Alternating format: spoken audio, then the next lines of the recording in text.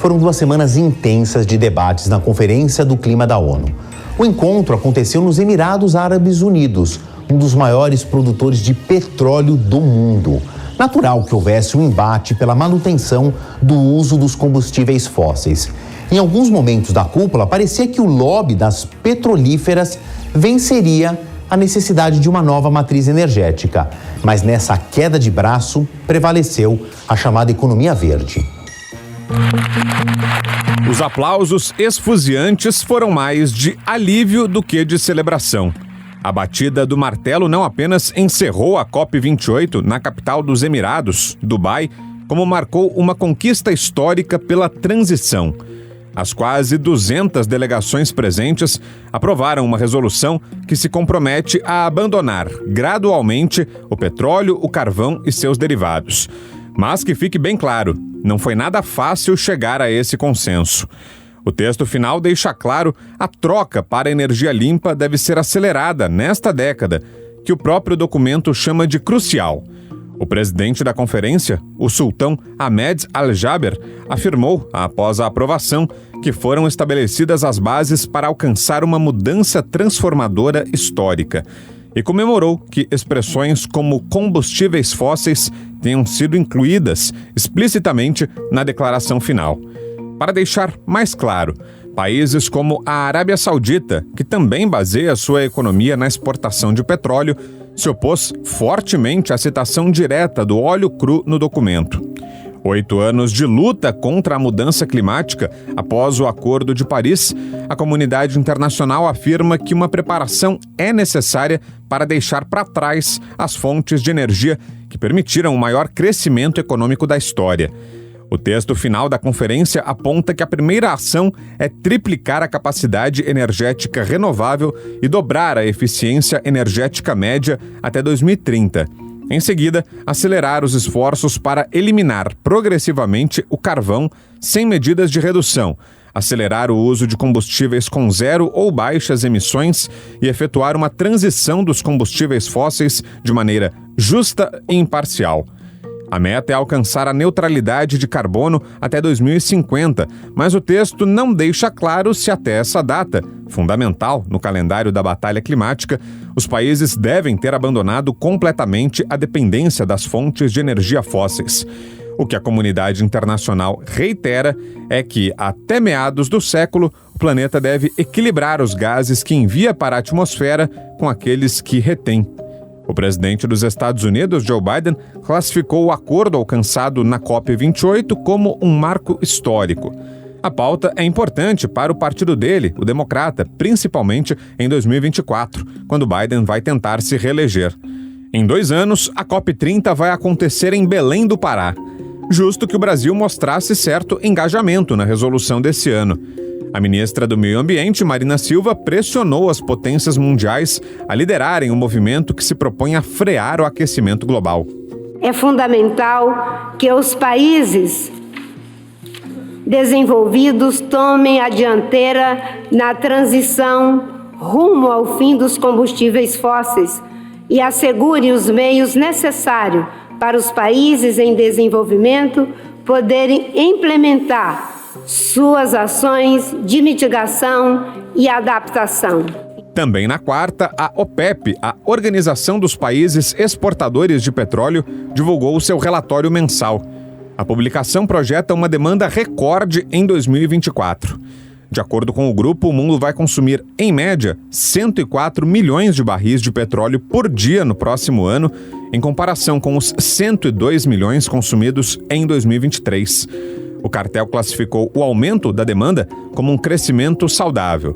A OPEP explicou que o crescimento resiliente do PIB global e a melhora da situação econômica da China impulsionarão o consumo do combustível. Países que não integram a Organização de Cooperação e Desenvolvimento Econômico vão ser os principais responsáveis pelo aumento da demanda. A reportagem ela traz 2 dados muito importantes. O compromisso do mundo inteiro em consumir menos petróleo e carvão, os combustíveis fósseis, e a OPEP, que é o cartel dos países que produzem petróleo, dizendo vai haver aumento no consumo. Peraí, essa conta não vai fechar. Eu gosto sempre de transformar esses números complicados numa arte gráfica para a gente entender qual que é a quadra da história que nós estamos neste termo específico que é a poluição da atmosfera. Olha isso aqui, olha. Este é o aumento dos combustíveis fósseis só no ano de 2023. Claro que existe aí um gráfico que está sempre subindo. Ele começa em 1960, quando a gente tem no pós-guerra uma enorme aceleração industrial, mas jamais parou de crescer, salvo algumas exceções, a exemplo da pandemia.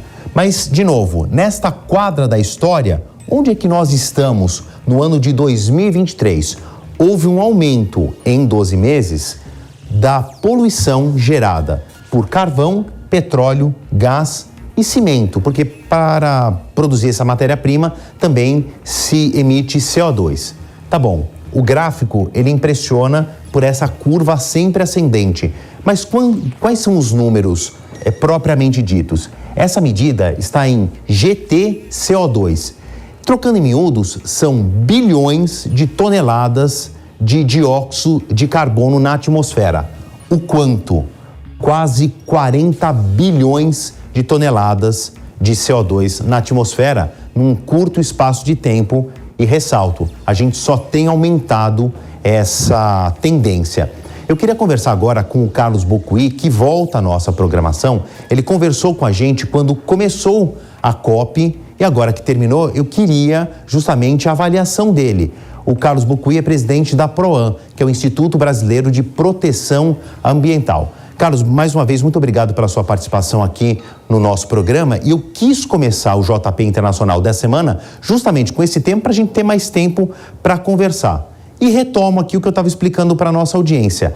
Essa dicotomia. A COP termina com um compromisso dos países diminuírem o consumo de petróleo, carvão e outros derivados de combustíveis fósseis, mas também a OPEP dizendo vai aumentar o consumo à medida que grandes economias, a exemplo da China, voltem a crescer em 2024. Quando que essa conta vai fechar? Eu queria também ouvir a tua avaliação do que foi essa resolução final da COP28. Bom, o que nós temos aí é uma carta de intenções, né?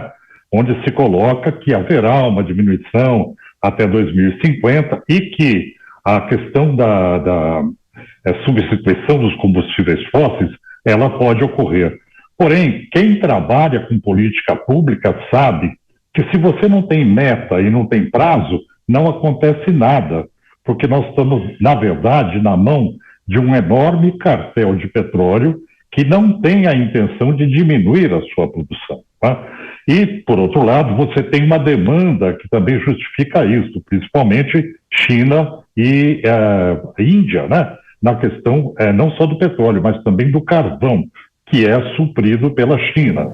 Então, nós temos um documento, uma carta de intenções, que ele não dá conta do problema da emergência climática, ele não prevê alternativas de curto prazo, como é necessário para refrear o aquecimento global, ou seja, nós ainda estamos patinando no processo de resolução efetiva da mudança climática. Bocuí, queria pegar uma frase que você falou agora, puxar até para a gente explicar para os nossos telespectadores ou para quem nos ouve aí pelo nosso sistema de rádio, que você falou em carta de intenções. Então a COP está no guarda-chuva das Nações Unidas, mas as Nações Unidas não têm uma função de polícia do mundo, né? Não é um sistema judiciário global. Ou seja, não existe uma força de obrigatoriedade daqueles signatários de obedecerem linha por linha daquela carta. Agora, na boa vontade que a gente tem, eu não vou tirar a presunção de inocência de quem assinou a carta, você entende que eles vão cumprir ou que a maioria assinou para ficar bonito na foto agora? Para ficar bonito na foto, porque o interesse econômico acaba prevalecendo. Então, toda a orientação no final da COP, da própria OPEP, foi para que os países da OPEP, membros, não fizessem nenhuma concessão que fizesse a vinculação, é isso que você coloca. Se a decisão fosse vinculante, aí você teria uma obrigatoriedade, como um tratado internacional. E, na verdade, você tem um palavreado colocado num papel, mas sem meta nem prazo, a não ser a possibilidade de chegarmos lá em 2050 com a diminuição dos combustíveis fósseis. Então, o que se pode dizer nesse caso é que nós estamos avançando nas conferências do clima a passos de tartaruga, né? Palavra por palavra, questão de semântica, e de outro lado, o aquecimento global cresce de forma avassaladora, como você demonstrou no gráfico, quer dizer, não diminui. E o tempo para que a gente consiga manter em 1,5 grau está se esgotando. Tem que ser uma diminuição de 25% até 43% até 2030 para nós conseguirmos manter o planeta na margem de segurança de 1,5 grau. Portanto, o que foi discutido na conferência e os aplausos que nós vimos foram aplausos para um documento que, na realidade, não representa eficácia para solucionar o grave problema que nós estamos enfrentando. Bocuí, você trouxe 2 números, né? Nós estamos em 2023, um passinho para 2024, para 2030 faltam 6 anos e para 2050, 26 anos aí. O que já está acontecendo que nos faz agarrar num fio de esperança que vai dar certo? A gente tem a eletrificação dos carros de passeio, a gente tem cada vez mais as usinas de produção de energia eólica, aqueles grandes pátios de telas fotovoltaicas, né, de energia solar, mas também, vou repetir a sua expressão, ainda a passos de tartaruga.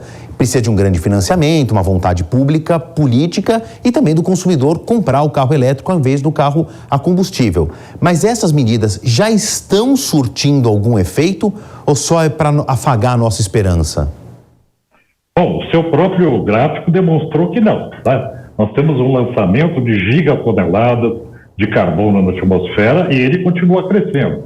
Então, o que pode acontecer? Você pode aumentar a incidência de combustíveis alternativos, energia limpa, mas ao mesmo tempo, como o processo é um processo de crescimento de demanda por energia da China, da Índia, etc., você pode ter, na verdade, uma situação que não se altera a retirada dos combustíveis fósseis. Você pode aumentar o potencial de energia limpa, mas a queima de combustíveis fósseis continua, porque existe um crescendo de uso de energia no planeta. A Índia tem problemas enormes com o suprimento de populações que não têm energia elétrica ainda. E a Índia e a China produz para o mundo todo e ela precisa de cada vez mais energia para manter a sua produção para exportar, não é? Então essa é uma realidade que tem que ser enfrentada. Quer dizer, como é que esses grandes países fazem essa transição, não é? Então é preciso que o documento da COP ele seja vinculante, que ele diga, nós vamos diminuir 25% até 2030 e que isso seja escalonado entre as nações. Essa realidade da conta efetiva para fechar o cálculo necessário, ela não está no papel, ela não está feita. De modo que a gente continua num processo que é retórico, mas ele não traz um efeito imediato, ele não intervém na realidade, não é? E, como nós sabemos, a situação climática ela está cada vez pior. Bocuí, deixa eu trazer a nossa conversa para um campo da sua atuação. Falei do PROAN, né, o Instituto Brasileiro de Proteção Ambiental. Ainda de olho na COP, sempre começa as conferências do clima com discursos abertos a quem queira ir para o púlpito e falar um pouco de um caso pessoal. Aí aparecem aquelas ilhas do Pacífico Sul que dizem, olha, até o final do século ou antes, nós vamos literalmente desaparecer, porque com o aquecimento global haverá o aumento no nível do mar e nós vamos sumir, porque o oceano vai comer a nossa parte de terra. Aí quem está ouvindo aqui no Brasil, muito distante, uma ilha na Polinésia Francesa, no Pacífico Sul, muito longe da nossa realidade aqui brasileira ou da América do Sul. Mas não é, né, Bocuí? Porque esse aquecimento global também gera problemas, não só da medida do mar aqui nas nossas costas, mas como também com fauna e flora. O que você tem de dados aí alarmantes para que as pessoas possam entender a urgência que a gente está com diminuição do ecossistema brasileiro ou da nossa região, por exemplo? Ora, só para ter uma ideia, o que pode acontecer? Você tem um aquecimento global que está se expandindo para 1,5 grau, possivelmente, se ninguém fizer nada da forma como está se configurando, nós vamos ter 3 graus de aquecimento até um pouco mais da metade do século. Isso significa o seguinte, que é 3 graus de média global e é diferente para o Brasil. O Brasil é um país que já é um país equatorial, está numa plataforma continental e quando você fala de 3 graus de média global, você tem que considerar que tem oceanos, 75% do mundo é feito de oceanos. Então, esse acréscimo para o Brasil, ele chega muito mais, ele pode chegar a 5, 6 graus de aumento. Nessa perspectiva, a nossa agricultura não resiste. Você vai ter problemas de segurança alimentar, de produção de alimentos. Com relação ao que você perguntou de biodiversidade, a floresta amazônica, com 4 graus, 5 graus a mais, ela não resiste, ela passa por um processo de desertização, ela vai para a savanização, ou seja, ela vira deserto, não é? E aí a gente perde o grande indutor de água que transpõe água do oceano, continente adentro, que são os rios voadores, não é? Então a implicação para a civilização, para todo o processo de manutenção da vida na América do Sul é brutal. Então não é para os países polinésicos, para as ilhas do Pacífico, que vão desaparecer. O Brasil sofre duros impactos ambientais na sua biodiversidade, na questão hídrica continental, migrações, né? E além disso você tem ainda o calor extremo que faz vítimas principalmente entre crianças e idosos. O presidente do PROAM, Instituto Brasileiro de Proteção Ambiental, falou com a gente ao longo de 2023. Tenho certeza que vai ser uma fonte aqui do nosso programa em 2024. Nessa reta final, Bocuí, quero te desejar aí boas festas, um feliz ano novo e que tenhamos boas notícias para o clima e em todos os aspectos possíveis. Sempre mantendo a esperança, não é? Mas sempre também fazendo pressão para que cada um faça o seu dever de casa, não é? Claro. Carlos, obrigado e até uma próxima oportunidade.